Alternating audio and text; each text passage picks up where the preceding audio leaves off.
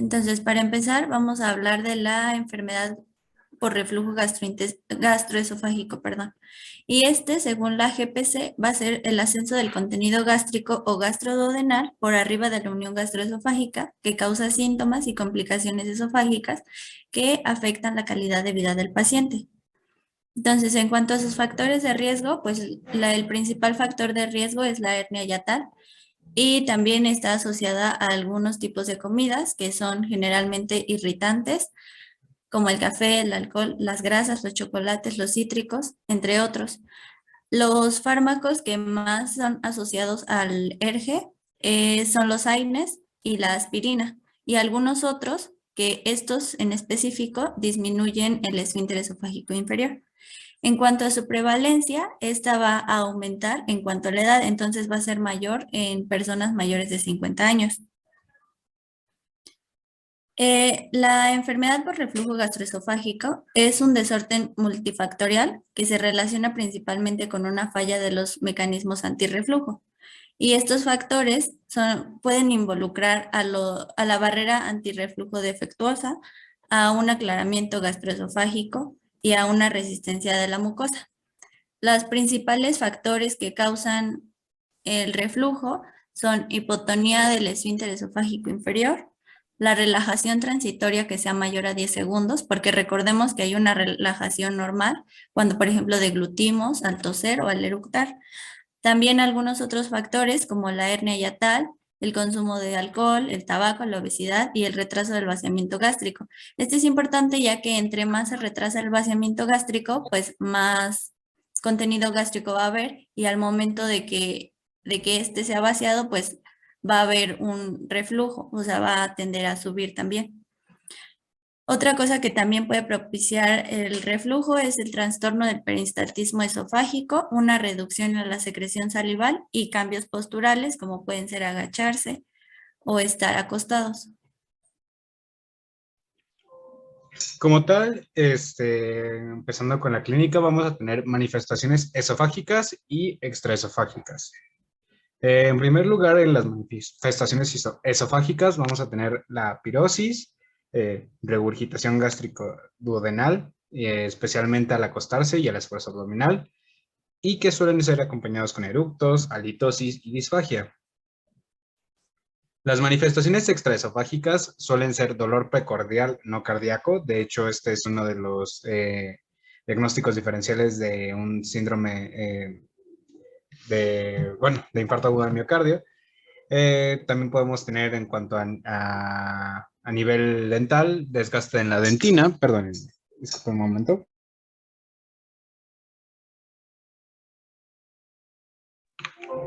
Y a nivel respiratorio, el síndrome de Cherry. Este síndrome de Cherry usualmente está relacionado a afecciones otorrinolaringológicas y posee como cuadro característico tos, ronquera y sibilancias, que además está exacerbado cuando está acompañado de asma. Se dice que alrededor del 80% de los pacientes con asma tienen enfermedad por reflujo gastroesofágico concomitante. Esto se va a dar por diversos mecanismos, que va a ser el reflejo vagal, que por la distensión y la irritación vagal a nivel esofágico va a generar una broncoconstricción concomitante a esto. También la inflamación neurogénica, en la cual las neuronas bronquiales van a ser estimuladas y van a activar la metilcolina. Esta metilcolina va a estimular a neuronas activadoras de óxido nítrico y que va a haber lo que va a causar un aumento en la activación bronquial de mastocitos. Asimismo, pues el daño directo por ácido, por la aspiración de este ácido por las vías respiratorias superiores hacia vías respiratorias inferiores. Para realizar su diagnóstico, vamos a ver que tenemos que realizar ciertos procesos para poder descartar otro tipo de patologías. Principalmente se tiene que comenzar con un esofagograma por trago de bario. Lo que va a permitir va a ser evaluar primero la distancia del esófago, luego la trayectoria de así como el tamaño de cualquier tipo de variación que tenga en este trayecto. Se va a evaluar algún tipo de estrechez.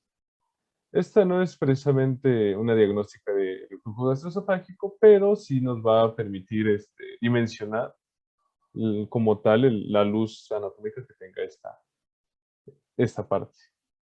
Des- entonces, de ahí nos vamos a ir hacia la endoscopía, que esta va a ser útil para diagnosticar complicaciones como tal, ya que vamos a poder tener, bueno, reflujo gastroesofágico agudo y que lleven ya un tiempo con este tipo de padecimiento.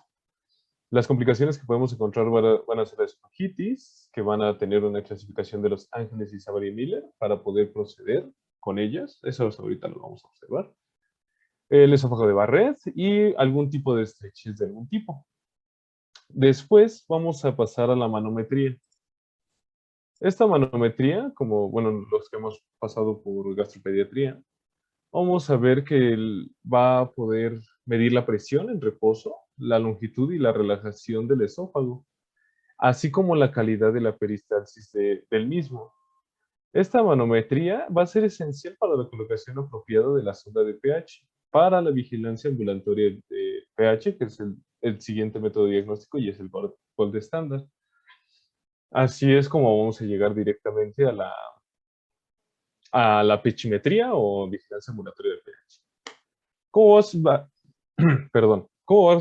a realizarse esta? Pues se coloca un catéter en el esófago con el sensor de pH y se va a colocar 5 centímetros arriba del esfínter esofágico inferior, la que previamente se identificó con la manometría.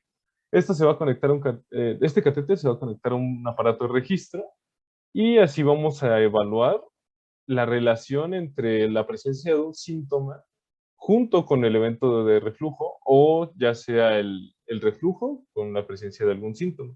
Y vamos a obtener unos ciertos porcentajes de acuerdo al grado de eventos al mismo tiempo que sucedan de este tipo. Y así es como podemos realizar un diagnóstico definitivo de reflujo gastroesofágico. ¿Me puedes pasar a la siguiente, por favor?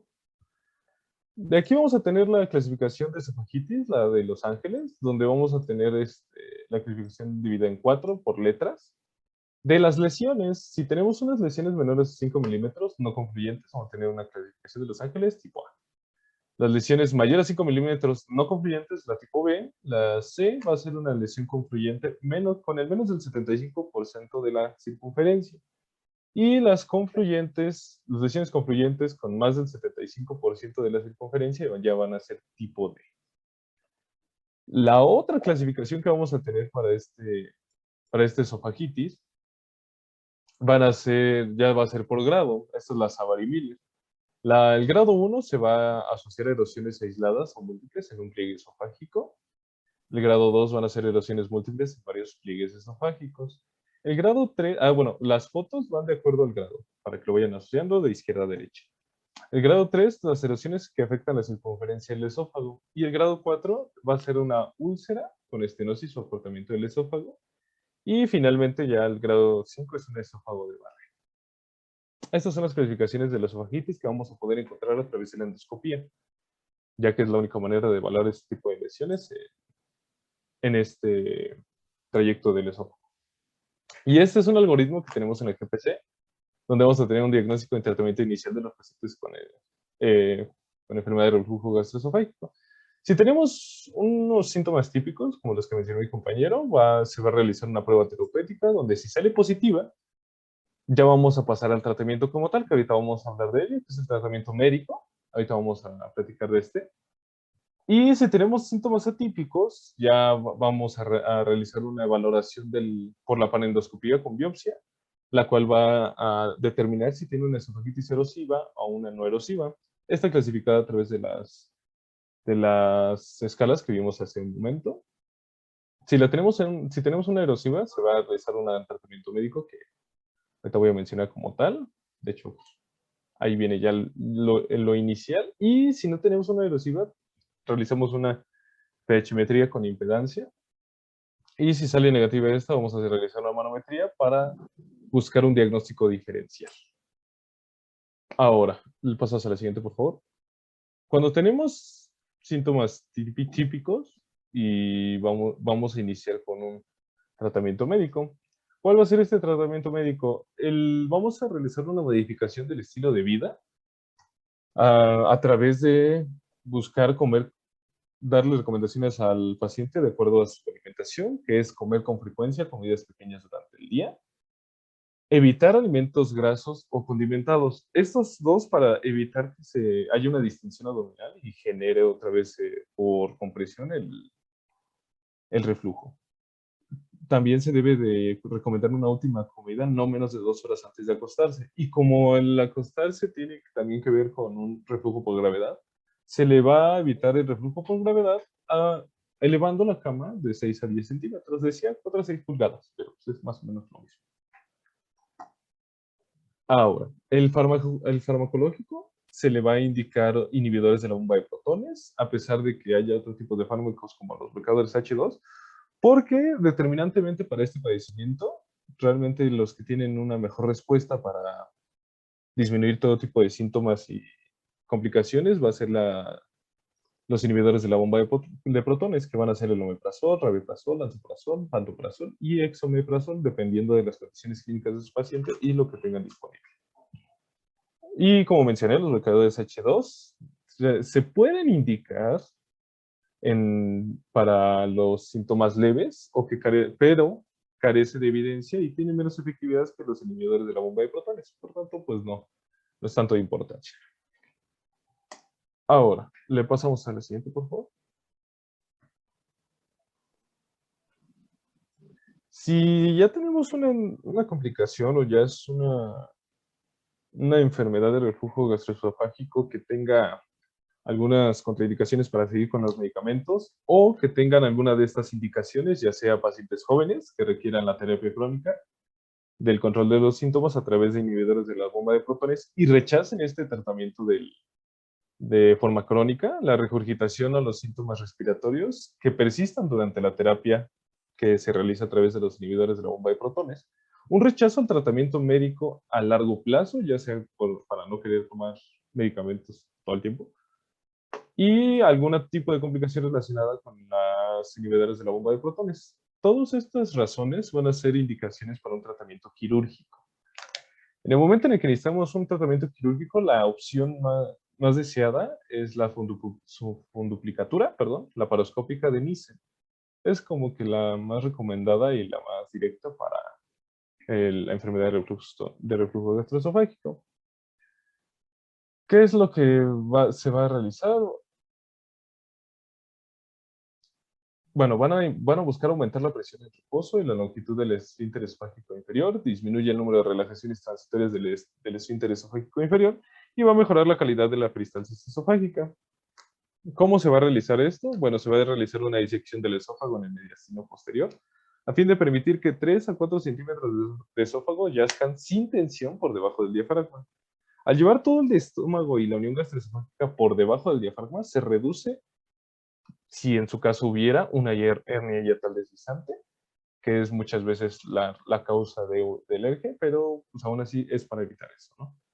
Y se puede hacer una división de los vasos gástricos cortos para crear una funduplicatura, una floja, usando las paredes tanto anterior como posterior del estómago. Así vamos a aproximar los pilares derecho e izquierdo del diafragma a fin de disminuir el tamaño del hiato esofágico, lo que va a evitar una hernia de envoltura. Así vamos a construir la construcción de una funduplicatura de 360 grados sobre un dilatador de 56 a 60 metros. Esos son todos los elementos técnicos necesarios para que que tenga éxito esta operación de funduplicatura laparoscópica de Nissen, perdón. Y esto, después de reflujo gastroesofágico. Y vamos a hablar de una de las posibles etiologías de esta, que es la hernia hiatal. ¿Vamos bien? Sí. Sí. Bueno. Voy muy rápido, me avisan. Muy bien. La hernia hiatal, ¿de qué se trata la hernia hiatal? Bueno, esta es una hernia de vísceras con más frecuencia de la cavidad gástrica que se extiende hacia el mediastino a través del hiato esofágico del diafragma. ¿Cuál es la base de la epidemiología de esta? Bueno, como es una estimación, realmente, porque muchas de estas no están completamente diagnosticadas o muchas veces no presentan síntomas, vamos a tener que es del 95% de hernias del hiato que son de tipo 1, que se llama deslizantes. Ahorita vamos a ver esa clasificación en un momento, pero pues como para ahora, tipo 1 es el 95% de ellas.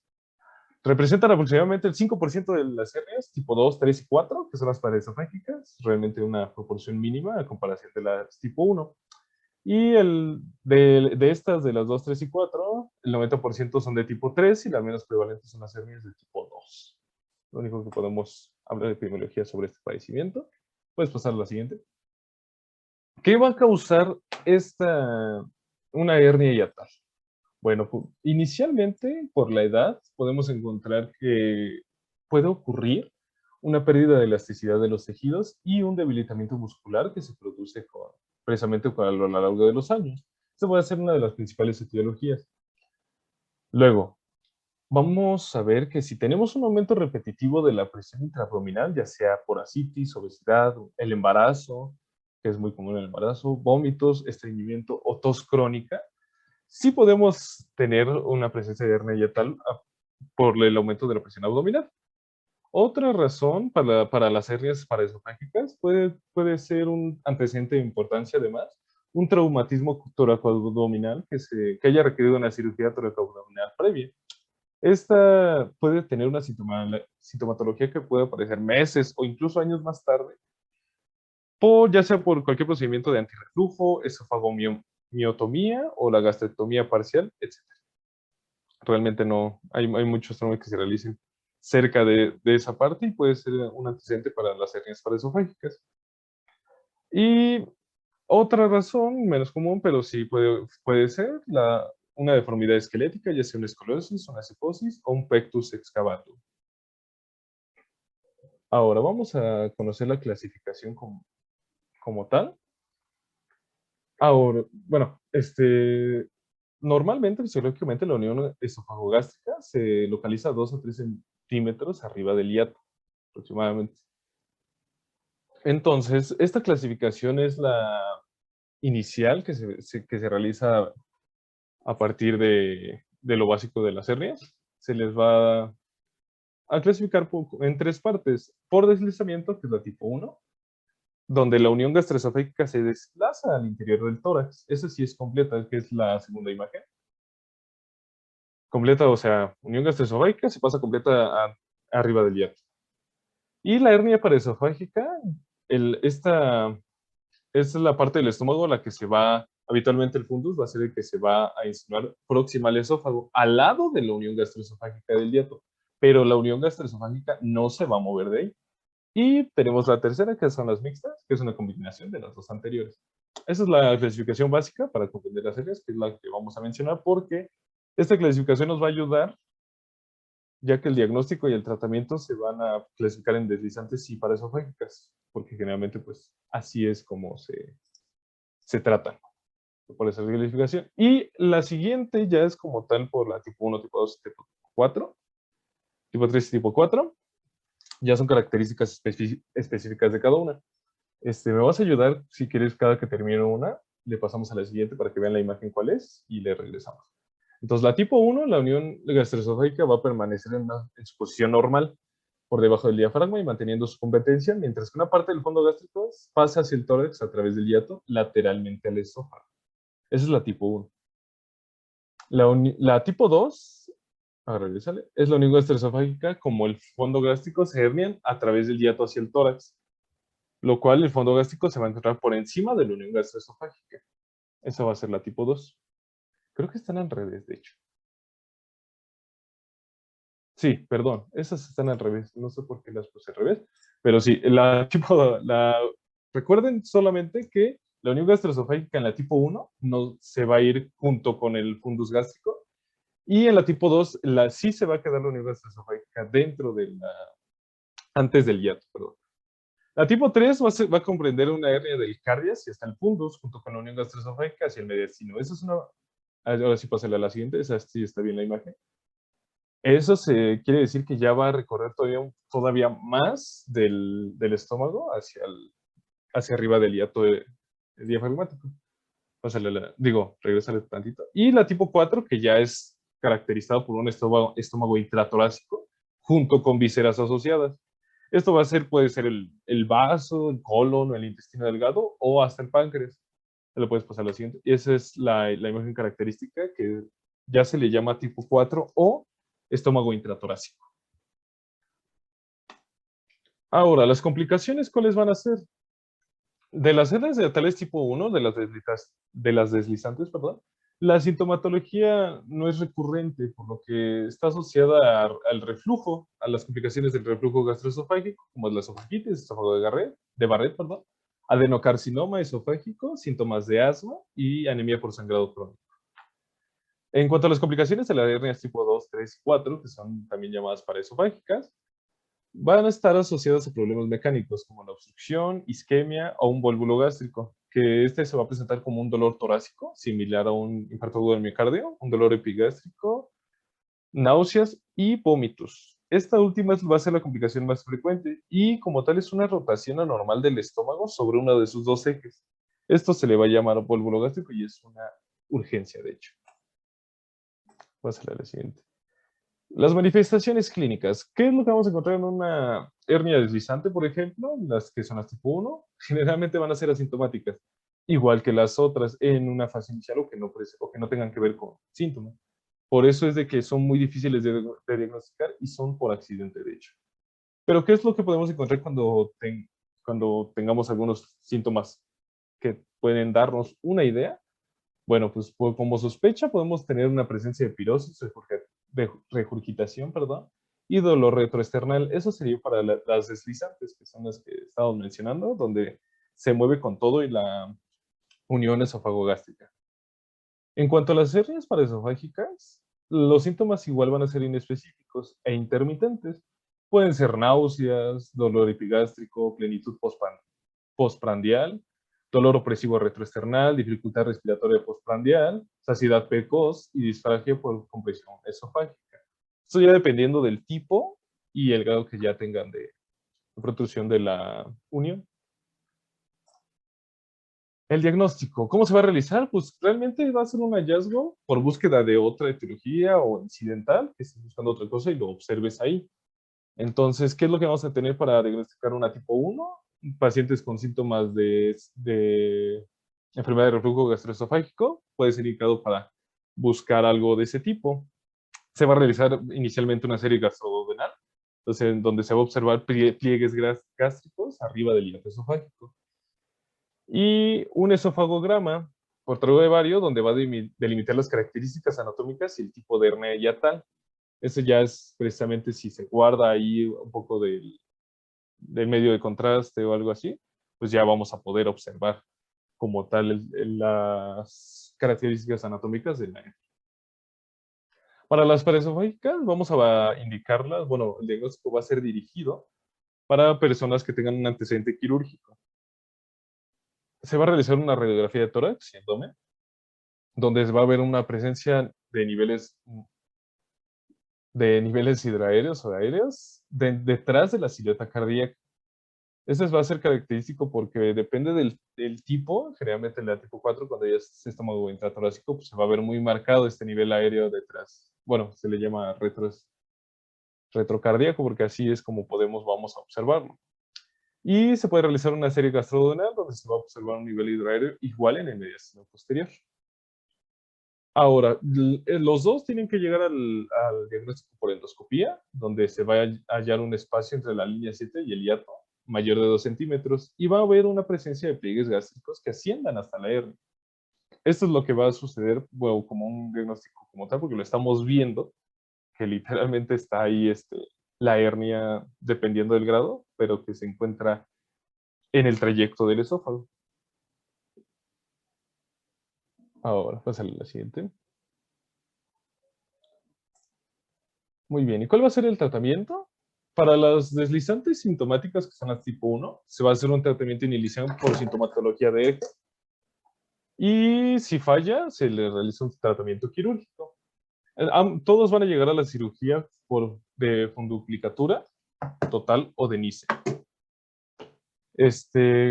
¿Cuáles son los datos de urgencia que nos indiquen ya, pues precisamente correr, porque ya está complicándose esa hernia? Va a que exista presencia de vuélvulo gástrico, sangrado no controlado, algún tipo de obstrucción, estrangulación, perforación o compromiso respiratorio secundario. En el caso de las hernias paraesofágicas sintomáticas, dependiendo de la clasificación, pero es generalmente indicar un tratamiento quirúrgico. Igual la cirugía de funduplicatura total o de Nissen se puede realizar de abordaje abierto o laparoscópico. Y nada más. Este va a ser el abordaje para hernia. Gracias. Muy bien, ahora continuamos con lo que es la gastritis. Dale la siguiente, por favor. Como tal, no hay un acuerdo para poder definir como tal lo que es una gastritis, incluso entre el gremio médico. Y como vemos también en la vida cotidiana se suele utilizar con bastante soltura el término gastritis. Sin embargo, varios artículos y libros tienen como convención que es una lesión mucosa gástrica con un proceso inflamatorio secundario que solo puede ser diagnosticada a través de biopsia. Así que cuando un paciente les diga, ay, no, doctor, es que tengo gastritis, pues no. O sea, a menos que tenga la biopsia, bueno, la interpretación por patología de que sí tiene gastritis, no es gastritis. Más bien, en cambio, va a tener una gastropatía y esta gastropatía va a ser un daño celular y regeneración con un proceso inflamatorio no evidente. Es decir, en ambas va a haber lesión mucosa, sin embargo, el daño celular y como tal, pues la regeneración del contenido o de la mucosa gástrica va a ser mejor en la gastropatía que en la gastritis. Como tal, tenemos varias clasificaciones de la gastritis. Tenemos por tipo de células inflamatorias, ya sean aguda, por infiltrado neutrofílico, y crónicas, que son infiltración mononuclear, linfocitario, células plasmáticas y de macrófagos. Algo que hay que aclarar aquí es que pueden existir gastritis crónicas agudizadas por algunos procesos que vamos a ver más adelante. Asimismo, otra clasificación puede ser por localización, de tipo A, que suele ser de fondo y cuerpo, en las cuales son de origen autoinmune comúnmente, y de tipo B, de antrogástrico, que son comúnmente por infección por Helicobacter pylori.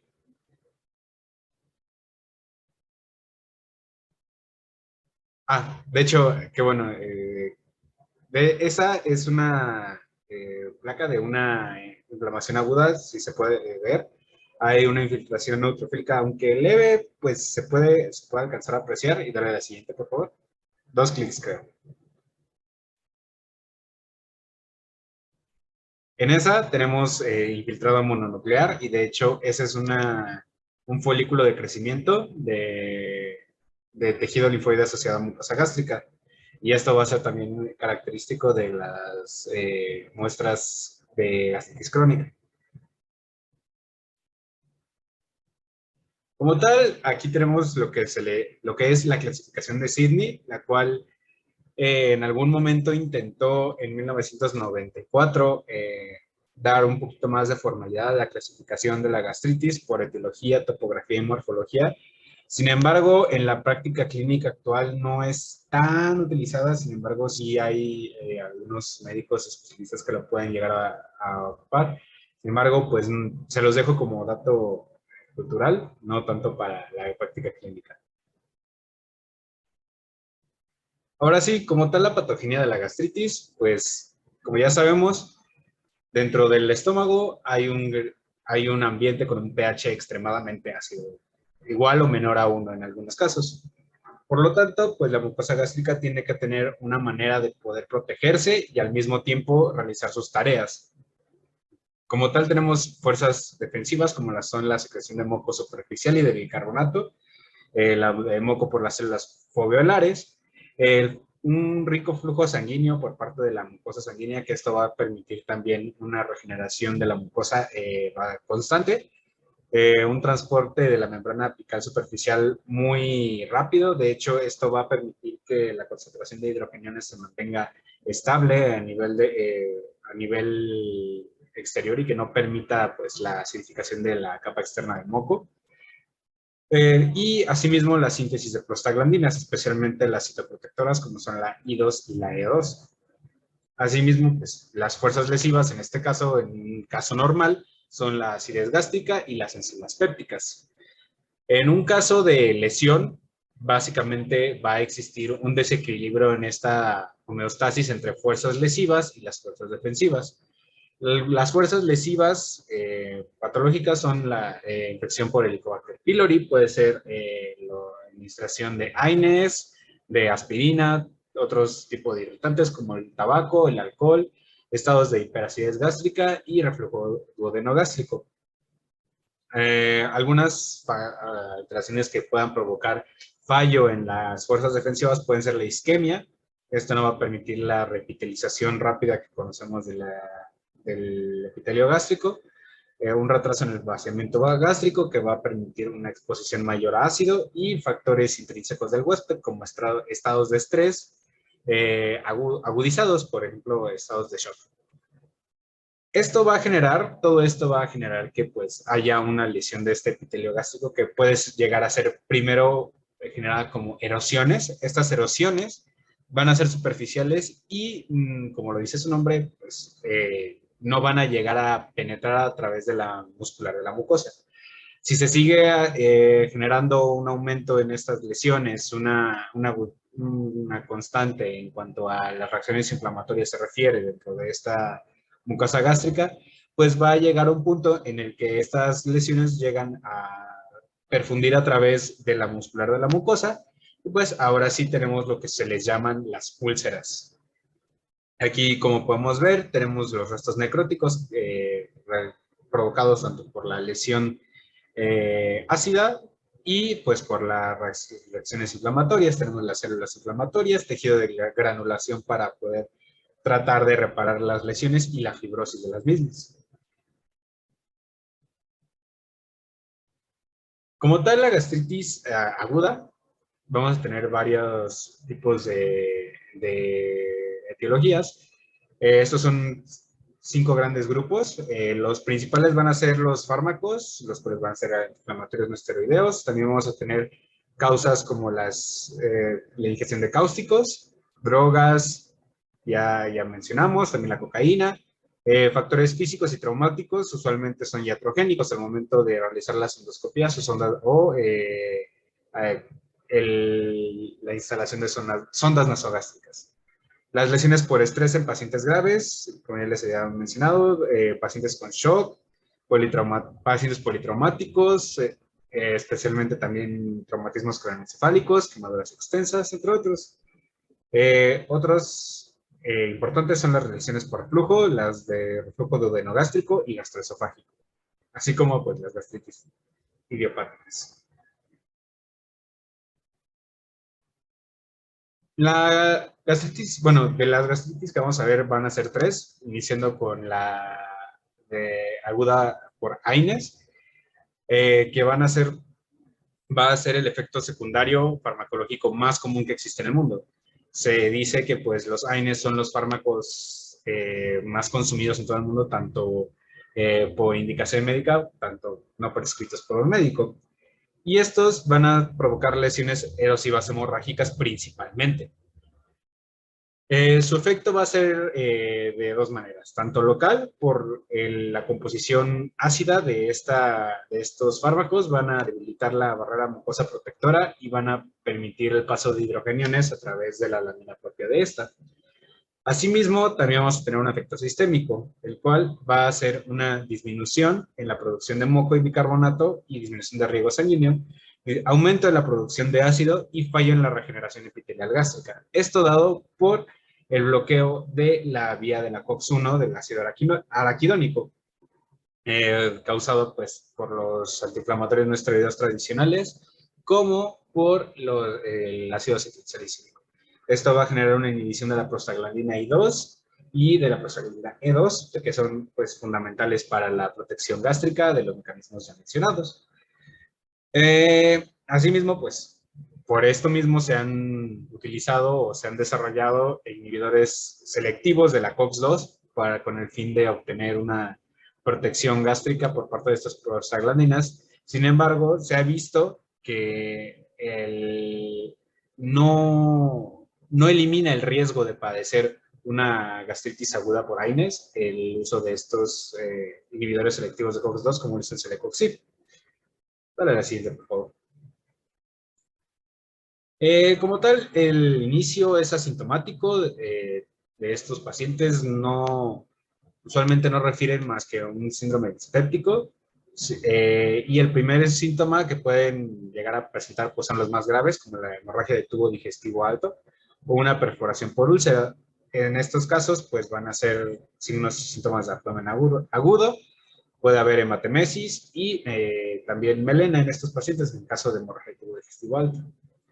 Para el diagnóstico tenemos que, pues, el primer abordaje es la endoscopía por serie de esófago gastroduodenal. Más bien, no serie de esófago gastroduodenal. Endoscopía esófago gastroduodenal, perdón. En la cual vamos a tener lesiones de 4 tipos, cada una, pues, de menor a mayor gravedad. Y vamos a iniciar con las de tipo 1, que son las petequias y las equimosis, y las de tipo 2, que son la aireación mucosa. Dale una más, por favor. Aquí vamos a tener una endoscopía con una imagen de petequias y equimosis. Usualmente cuando son gastritis erosivas hemorrágicas, usualmente llegan a tener hasta las lesiones de tipo 2. Las de tipo 3, pues ya son de características, y las de tipo 4, que son tanto úlceras como hemorragia y perforación gástrica, son más características de un consumo crónico de antiinflamatorios no esteroideos. Asimismo, además de la endoscopía, vamos a realizar dale, por favor. La toma de muestras al mismo momento que se realiza la endoscopía en 5 diferentes sitios. Se recomienda que sea tanto en antro como en cuerpo. En antro, tanto en la curvatura mayor y la menor, en la incisura angularis y en la curvatura tanto mayor y menor a la altura del cuerpo gástrico.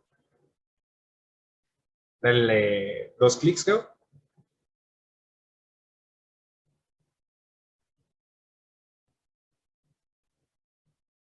¿Les? ¿Le puedes dar 2 clics, por favor? Bueno, ahí está bien.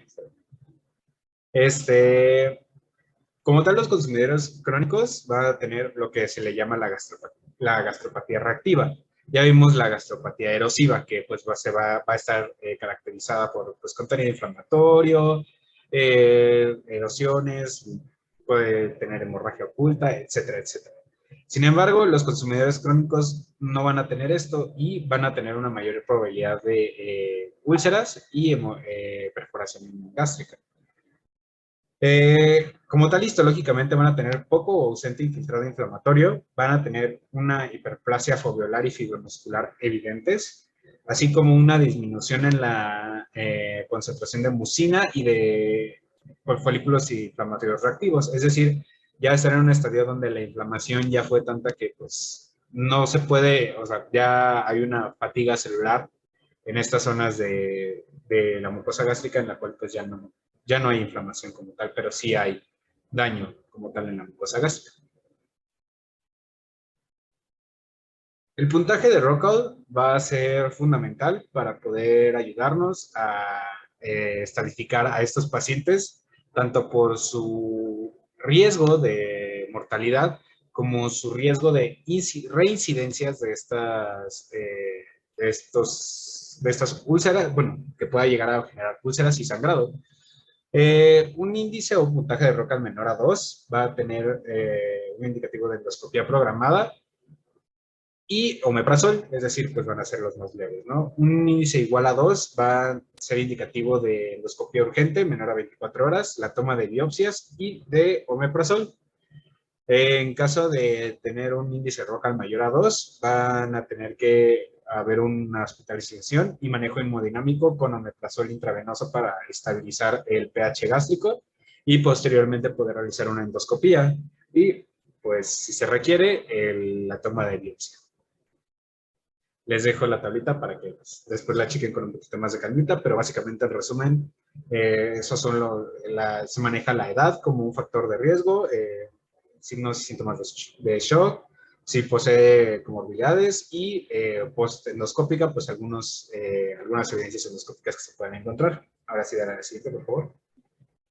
Dale una más.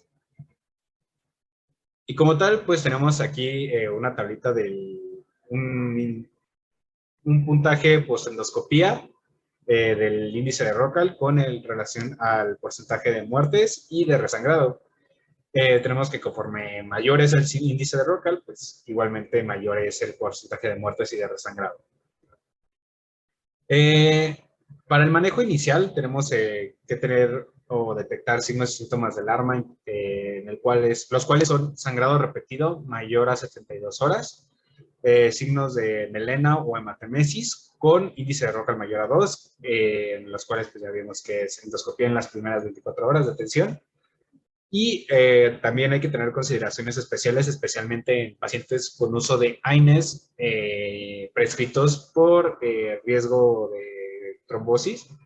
En estos pacientes se tiene que suspender la administración de antiagregantes plaquetarios previos a la endoscopía y usar concentrados plaquetarios en caso de riesgo de sangrado.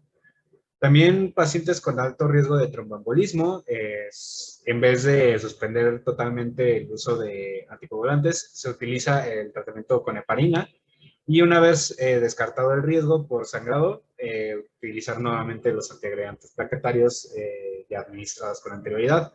Sí y solo sí, el riesgo de resangrado se puede descartar. El tratamiento como tal, pues va a ser de dos maneras.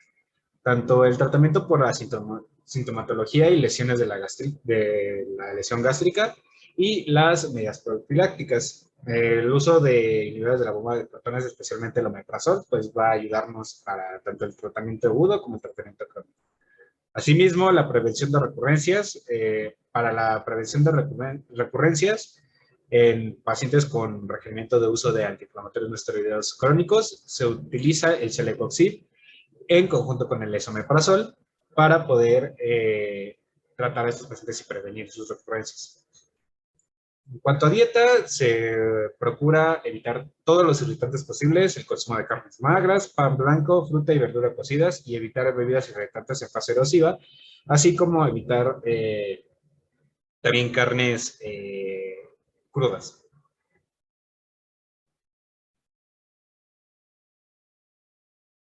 La gastropatía aguda por estrés, como ya se había mencionado, va a ser en pacientes, no tanto por el estrés que conocemos, que solemos somatizar nuestras emociones en el aparato gastrointestinal, sino por estrés fisiológico, en las cuales son pacientes con quemaduras extensas, pacientes con traumatismos graves y shocks sépticos, hipovolémicos, cardiogénicos, etcétera, etcétera.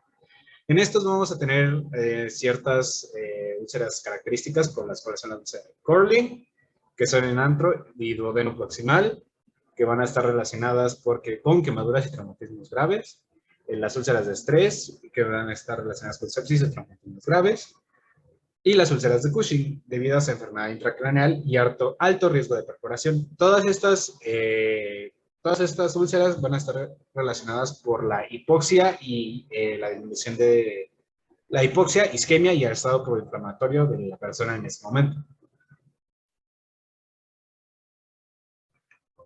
En la clínica, pues va a ser obviamente la patología subyacente, más náuseas, vómitos, melena y hematemesis seposos de café. Una de las complicaciones más frecuentes es la hemorragia digestiva. En cuanto a los objetivos de manejo, van a ser mantener el pH gástrico mayor a 4, con uso de inhibidores de la bomba de protones o antagonistas de histamina tipo 2. Y también en pacientes con coagulopatías se recomienda el tratamiento endoscópico para poder corregir esto. Y en casos de fallo del tratamiento endoscópico se realiza el manejo angiográfico para controlar la hemorragia digestiva Y por último, el tratamiento quirúrgico, el cual no es tan recomendado por su alta incidencia de mortalidad. La gastropatía por alcohol y alimentos químicos es, por último, es la última gastropatía o gastritis aguda que vamos a ver. Va a ser una de las que más se suele asociar. Y la principal etiología es el uso de alcohol. Este va a perfundir a través de la barrera mucosa gástrica y va a permitir el paso de los hidrogeniones a través de la lámina propia. Va a estimular la secreción de histamina y de ácido clorhídrico por parte de las células oxínticas. Pues básicamente la gastropatía por alcohol va a estar caracterizada por dolor epigástrico arteroso, difuso, de intensidad variable y que incrementa la ingesta de alimentos. Puede estar acompañado de hiporexia, eructos, náuseas y vómitos. Usualmente, pues es ese típico amigo que pues después de una noche ha tenido malestar estomacal. Y estos pacientes, pues relacionados también al abuso de consumo de alcohol, pueden tener un desequilibrio hidroelectrolítico posible, como lo que es la acidosis metabólica hiperclorémica. El diagnóstico va a ser dado por un antecedente de ingesta de alcohol y la clínica subyacente. La endoscopía solamente se indica en casos de hemorragias acentuadas y nada más. El tratamiento inicialmente pues, es suspender el consumo de alcohol. Y como tal, se va a recomendar el uso de sales de bismuto o sales de hidróxido y de aluminio y magnesio. Estas en vez de los inhibidores de la bomba de protones, ya que el inhibidor de la bomba de protones suele tener un efecto tardío, es decir, tardan mucho en hacer efecto, por lo tanto, pues estos tienen un alivio de la sintomatología más inmediato. Ahora sí, pasando con las gastritis crónicas, vamos a tener de dos tipos, tanto las no atróficas, que son las que no poseen destrucción epitelial, y las atróficas, que van a ser las que tienen reducción y pérdida de las glándulas gástricas, y por ende, pues la pérdida de la función gástrica, tanto parcial como total en algunos casos. Las superficiales, no atróficas, pueden ser el inicio de otras gastritis crónicas. Las gastritis no atróficas centrales difusas pueden ser causadas por el Helicobacter pylori. También tenemos otro tipo de infecciones, como son virus y algunos hongos. Sin embargo, son un poco más raros. La química por reflujo o por reflujo puede ser causada en un paciente con antecedente de gastrectomías, anastomosis postgastrectomías, y pacientes con reflujo biliar. Usualmente están asociadas estos dos antecedentes. Las gastritis crónicas de tipo atrófico de corporales difusas tienen un origen autoinmune, y las atróficas focales van a ser por Helicobacter pylori. Nos vamos a enfocar principalmente en las gastritis atróficas en esta exposición. Como tal, la gastritis crónica por Helicobacter pylori va a provocar el 90% de las gastritis crónicas, y algunos de sus factores de riesgo son la pobreza, las viviendas con mal saneamiento y el manejo inadecuado de alimentos contaminados. La revista mexicana de gastroenterología dice que cerca del 70% de la población mexicana padece o padecerá gastritis por Helicobacter pylori. Es decir, pues es bastante común que nosotros, probablemente la mayoría de nosotros, pues tengamos una infestación de Helicobacter pylori por andar comiendo esos taquitos de 5 por 10 pesos de canasta en la calle, ¿no?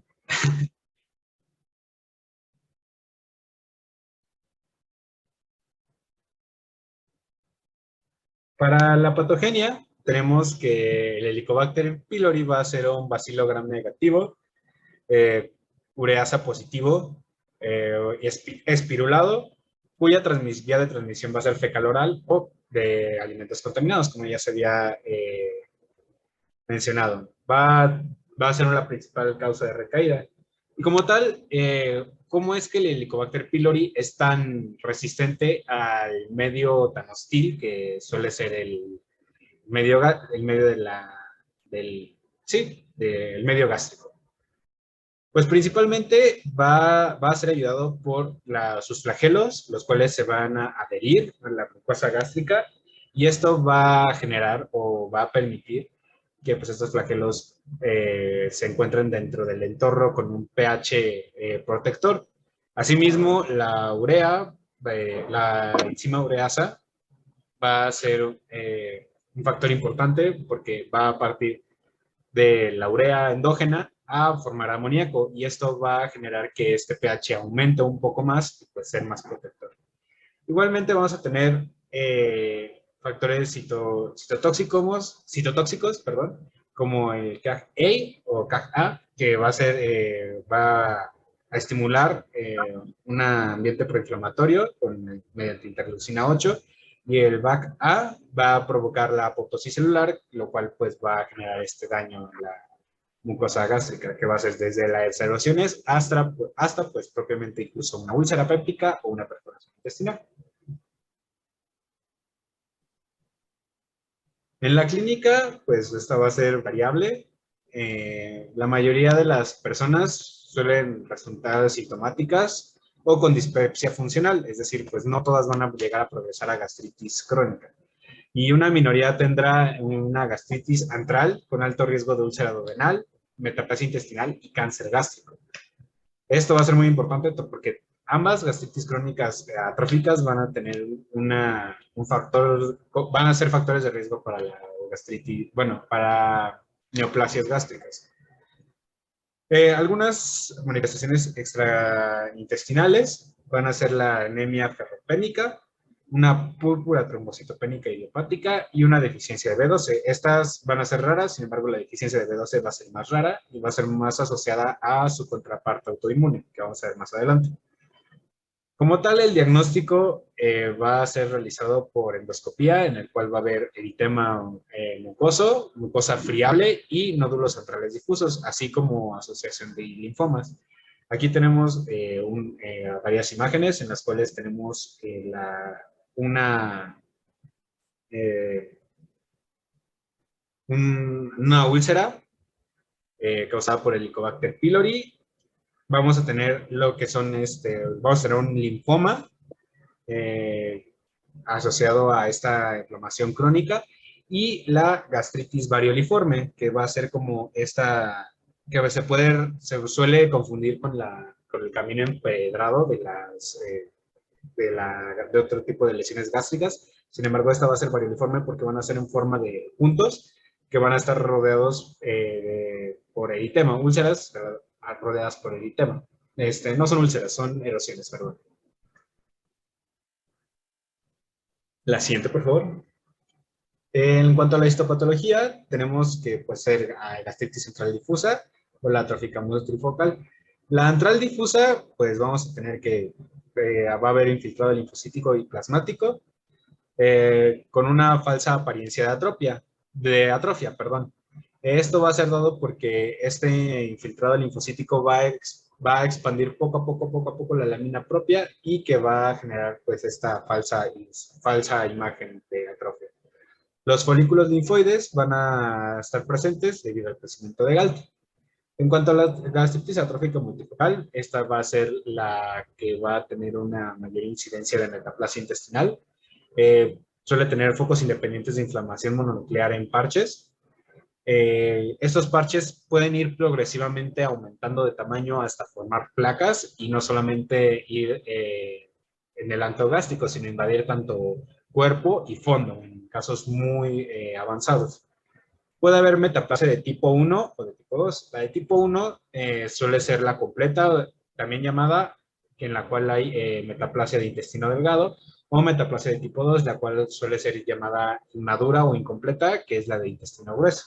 Va a haber metaplasia característica o relacionada con el intestino grueso. En la imagen derecha, que está pegada a la viñeta, podemos apreciar una metaplasia intestinal completa, en la cual, pues, bueno, como podemos ver, tanto hay inflamación y infiltración mononuclear, como, pues, sustitución del tejido gástrico con tejido intestinal propiamente dicho. Y, pues, como se había mencionado, está altamente relacionado con cáncer gástrico y úlcera péptica. El tratamiento va a ser dado por va a ser un esquema de 3 o 4, dependiendo si se utiliza la sal de bisuto. Va a ser dado por un esquema doble de antibióticos usando amoxicilina y claritromicina. En casos de pacientes alérgicos a la amoxicilina tenemos el levofloxacino. Asimismo, el uso de omeprazol y las sales de bismuto en un esquema de 14 días. Asimismo, el control endoscópico e histológico cada 2 a 3 años en las gastritis crónicas o tróficas o metaplásicas va a ser necesario, debido a que pues, tienen pues, el alto riesgo de neoformaciones.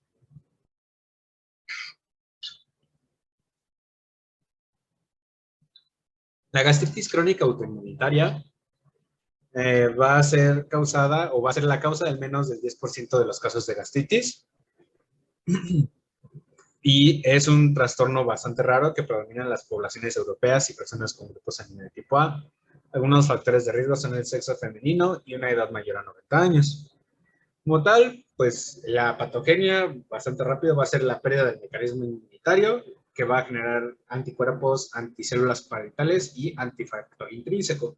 Esto va a generar una deficiencia en la secreción de ácido y las pérdida de células parietales y principales, así como del factor intrínseco. Esto va a generar una hiperplasia de las células G secretoras centrales como factor en contraposición o para poder compensar esta deficiencia en la secreción de ácido. Esta como característica va a generar acloridia. La gastropatía por Helicobacter pylori va a causar hipocloridia. Sin embargo, esta va a causar acloridia total. Igualmente, la ausencia de factor intrínseco pues va a generar que haya una deficiencia de vitamina B12 y va a haber un aumento sérico del peroxinógeno 1. Y hoy, la anemia principalmente la deficiencia de B12 va a generar una anemia perniciosa y la cloridia pues por la pérdida de células parietales y eurocéntricas. La clínica va a estar dada pues por la deficiencia de B12, síntomas y signos clínicos de dispepsia agravados por la cloridia y la anemia perniciosa, que va a ser pues esta clínica pues va a ser muy general en cuanto a las anemias, ya que pues el diagnóstico como tal va a ser por laboratorios. Para recordar nada más algunas de las características de la deficiencia de B12, principalmente el síndrome cordonal posterior, en el cual pues puede generar consecuencias que si no se tratan a tiempo pueden llegar a ser permanentes, como son la hipoestesia, la hiporflexia, alteraciones en la coordinación de la marcha, la bateistesia, estereognosias y palestesias. El diagnóstico va a estar dado por primero, endoscopía. Vamos a tener una mucosa friable, adelgazada, con una vascularización de la submucosa y con pólipos hiperplásicos. Esto va a ser muy importante. La histopatología, vamos a tener que la gastritis atrófica corporal difusa va a tener cuerpo y fondo con infiltración de macrófagos, linfocitos y células plasmáticas con la metaplasia intestinal previamente vista. La biometría hemática de la química sanguínea de la orina, vamos a tener primero pues la anemia megaloblástica. Va a haber un aumento del pepsinógeno sérico, vitamina B12 baja y una prueba de Schilling alterada. Esta prueba de Schilling va a ser por la administración de vitamina B12 radioactiva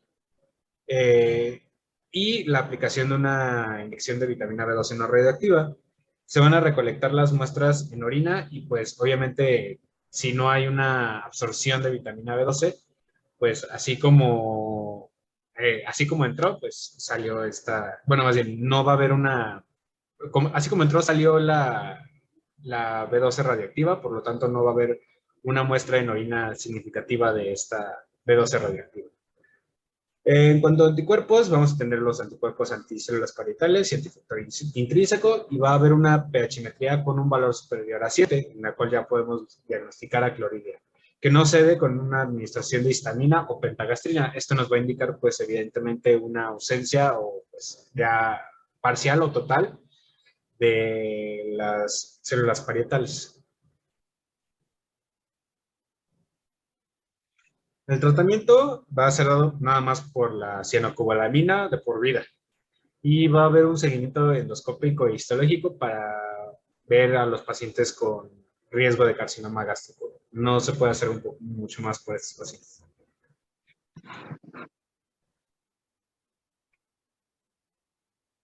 Bueno, ya la última patología que vamos a ver, pues es úlcera péptica, lo voy a tratar de dar lo más conciso posible. Entonces, la úlcera péptica va a ser un daño o lesión en la pared gástrica o duodenal que penetra a través de la capa muscularis mucosae, porque como ya vimos, la gastritis no llega hasta ahí. Y endoscópicamente mide aproximadamente más de 5 milímetros. Entonces, esta va a ser la primera causa, o más bien la causa más frecuente de sangrado. En cuanto a los factores de riesgo, pues van a ser los mismos que la gastritis y solamente aquí hay que recalcar que para los factores de riesgo asociados a sangrado, pues son los AINES y en cambio hacia una perforación, pues igual, siempre van a ser los AINES lo que más provoca úlcera péptica. Entonces, en cuanto a su etiología, va a ser la misma en cuanto a úlcera duodenal y úlcera gástrica. Sin embargo, en los porcentajes va a variar un poco. Entonces, la úlcera duodenal va a ser la más frecuente y va a ser causada principalmente por Helicobacter pylori en 95%, por AINES en un 5% y en menos de 1% por carcinoma. Y por otro lado, la úlcera gástrica, que es la más grave, va a ser causada en un 70% por Helicobacter, en 25% por AINES. Y esta es muy importante que todas las úlceras gástricas se tienen que biopsiar y asegurarnos de su cicatrización, ya que un 5% está asociada a adenocarcinoma. Entonces, en cuanto a la fisiopatología, pues ya la mencionó mi compañero, entonces solamente quiero recalcar que dependiendo del lugar donde se va a situar la Helicobacter pylori es la úlcera que nos va a dar. Por ejemplo, si el Helicobacter pylori se sitúa en el antro, pues va a estar relacionada, a una úlcera péptica. Digo, duodenal, perdón. Y si se sitúa en el cuerpo, va a estar relacionada a una úlcera gástrica. Y entonces hay que recordar un poquito de anatomía. Las células parietales son las que generan el ácido clorhídrico y estas generalmente están en más cantidad en el cuerpo del estómago. Entonces, si se sitúa en el antro, pues no va a afectar tanto estas células parietales y el ácido clorhídrico pues va a estar normal. Entonces, si la Helicobacter pylori se queda en el antro, va a haber un aumento de ácido clorhídrico porque no estamos dañando a las células parietales, por lo tanto va a haber una úlcera duodenal que generalmente son pequeñas o menor a 1 centímetro y estas se alivian con antiácidos y alimentos. Sin embargo, si se sitúa en el cuerpo, pues va a haber una disminución de ácido clorhídrico, ya que es donde están las células parietales, y esta va a generar una úlcera gástrica que generalmente son más grandes y profundas y no se modifican. Y pues aquí les volví a colocar esto que está asociado a adenocarcinoma gástrico, ya que es muy importante biopsiarlas. Por otro lado, la clínica pues es similar, es igual a las que ya vimos, que es un dolor en epigástrico quemante, va a ser una aparición de 2 a 5 horas después de comer o incluso permanece en ayuno. Y en cuanto al tratamiento, es muy importante saber que hay un tratamiento que erradica el Helicobacter pylori, ya que si se da en un tiempo adecuado, disminuye mucho la aparición de alguna complicación. Y entonces este tratamiento va a ser una combinación de inhibidores de la bomba de protones, generalmente omeprazol, más claritromicina, más amoxicilina. Y entonces, en cuanto a las complicaciones, como ya habíamos visto, la hemorragia es la más frecuente, sin embargo, la perforación es la más grave. Entonces, cuando hay una hemorragia, generalmente su clínica va a ser por melena, hematemesis cuando hay un sangrado más grave y vómitos en pozos de café cuando es más leve. Por otro lado, los datos de sangrado grave son una hemoglobina menor a 8 gramos sobre decilitro, taquicardia, y en el lavado gástrico va a haber sangre rojo brillante. Y como ya habíamos visto también en sangrado de tubo digestivo, pues los primeros exámenes que se tienen que hacer es una biometría hemática completa, química sanguínea, aminotransferasas y tiempos de coagulación. El diagnóstico va a ser endoscópico. Y a todo paciente que llegue con hemorragia debemos de aplicarle las escalas Blatchford, Rocal y Forrester. Entonces, en cuanto a la Rocal y Blatchford, estas pues van a decirnos un riesgo al hacer la endoscopía. Sin embargo, aquí lo que quiero que les quede claro es que cuando sale un Rocal mayor a 2 es indicativo de endoscopía. Y cuando sale un Blatchford mayor a 1 es indicativo de endoscopía. Esto es como lo más importante. Entonces, en cuanto a la escala de Forrest, esta también ya la habíamos visto. Entonces, solo quiero recordar que Forrest 1A a Forrest 2B van a indicar un alto riesgo. Por lo tanto, debemos de hospitalizar al paciente y dar un tratamiento con IVP y un tratamiento endoscópico doble, que este puede ser por hemoclips más adrenalina o esclerosantes o una terapia térmica. O sea, tenemos que hospitalizar al paciente, darles IVP y aparte un tratamiento endoscópico doble. Sin embargo, cuando el tratamiento endoscópico falla 2 veces, se debe de ofrecer una angiografía con embolización arterial. Sin embargo, pues esta no la tenemos en todos los hospitales, sino que solamente en los de tercer nivel, entonces es como un poco complicado. Y por otro lado, los de bajo riesgo, pues son los Forrest 2, C y 3. Y esto solamente se les va a dar el alta del servicio y se va a manejar con inhibidores de la bomba de protones vía oral. Y aquí abajo les puse una imagen que siento que resume muy bien esta parte. Por ejemplo, si nos llega un paciente que endoscópicamente refleja una hemorragia en babeo o hemorragia en capa, lo que se le va a ofrecer es un ingreso a la unidad, más inhibidores de la bomba de protones intravenosos y un tratamiento endoscópico doble. Esto es importante recordarlo, que es un tratamiento endoscópico doble. Y sin embargo, si llega un paciente que solamente trae una base de fibrina, por ejemplo, pues se le va a dar el alta y un tratamiento vía oral con omeprazol. En cuanto al tratamiento quirúrgico, este se va a dar solamente en pacientes que hayan tenido una falla terapéutica endoscópica de al menos 2 veces. Otras indicaciones para cirugía son inestabilidad hemodinámica, una recurrencia de la hemorragia o una persistencia de sangrado que requiere más de 3 paquetes diarios. Y la GPC nos menciona que de acuerdo al lugar donde se sitúa la úlcera va a ser el tipo de cirugía que vamos a ofrecer. Entonces, por ejemplo, si se sitúa en la curvatura mayor, antro o cuerpo, se va a hacer una resección de la úlcera. Si se sitúa en la curvatura menor o cisura angularis, vamos a ofrecer una gastrectomía parcial con Billroth 1 o Billroth 2. Si está en el duodeno, una duodenoctomía longitudinal.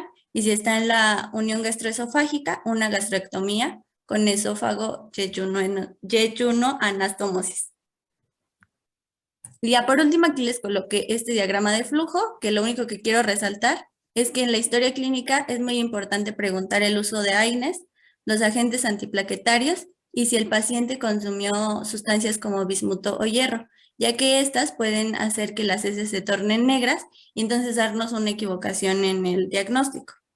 Y también otra cosa importante es que aquí la GPC marca que un Blatchford mayor a 1 va a requerir endoscopía, sin embargo también un Rocal mayor a 2, como ya les había mencionado. La perforación, por otro lado, nos va a dar datos de abdomen agudo más aire subdiafragmático. Esto es como lo más importante de la perforación.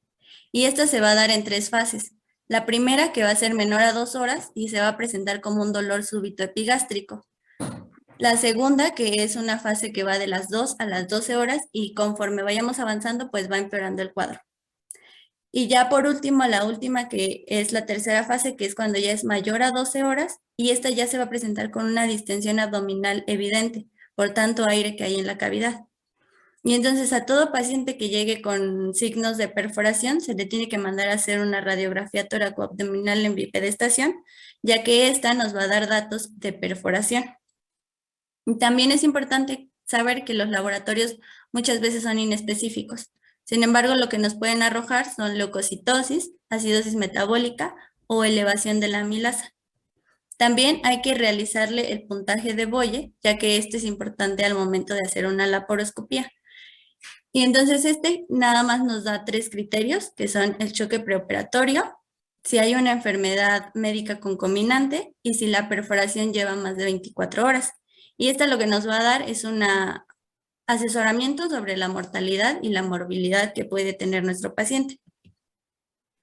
En cuanto al tratamiento, lo primero que tenemos que hacer es emplear una sonda nasogástrica, luego hay que reemplazar el volumen intravascular, un tratamiento con omeprazol y una antibioterapia de amplio espectro. Y ya por último, la resolución quirúrgica, que esta va a ser con una laparoscópica de elección, que igual, dependiendo de dónde se encuentre la úlcera, va a ser la cirugía que vamos a llevar a cabo.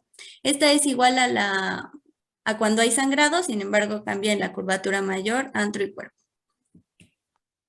Igual les dejé aquí el diagrama de flujo, en donde quiero resaltar que la laparoscópica, las únicas contraindicaciones que tiene es cuando hay choque, un índice de Boye mayor a 3 y cuando son pacientes mayores a 70 años.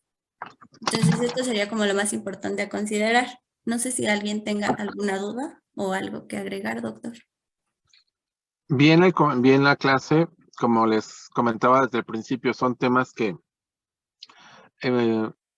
no quita que el paciente pueda tener 2 o 3 de estas entidades al mismo tiempo, o sea, que tenga reflujo, que tenga una hernia yatal, que tenga Helicobacter pylori y hasta que esté desarrollando una úlcera, ¿sí? Entonces, se tienen que ver en conjunto, entenderlas en conjunto. Eso es muy importante. No sé si lo comprendieron de esa forma ustedes. Es difícil ver un paciente que solamente tenga úlcera, que no haya pasado por una enfermedad ciopéptica, que no tenga Helicobacter pylori, etcétera. ¿Sí? O que tenga hernia yatal, pero que no tenga reflujo. O sea, al final, insisto, son patologías que las vamos a ver una con otra, combinadas, generalmente no en forma aislada. Una de ellas, la más frecuente también, es la enfermedad por reflujo. Les voy a hacer hincapié y lo han visto cuando algunos que han estado conmigo, les digo, hay que abordarlo, dividir, identificar los signos y los síntomas, identificar los signos y síntomas, los que predominan de aparato digestivo, distinguirlos con los que son extradigestivos. Aquí hablamos más del paciente adulto, pero en el caso del paciente pediátrico hay que agruparlos cuáles predominan por grupo de edad, que pueden ser muy diferentes. Y eso si lo podemos identificar así, nos va a orientar mucho más fácil al diagnóstico de la enfermedad por reflujo en el paciente pediátrico. Pero bien, muy bien el tema. Logramos que se viera no tan alargado como en otras ocasiones. ¿Alguien que tenga alguna duda, alguna pregunta? Creo que no, doctor. Todo bien. No, Quiero preguntar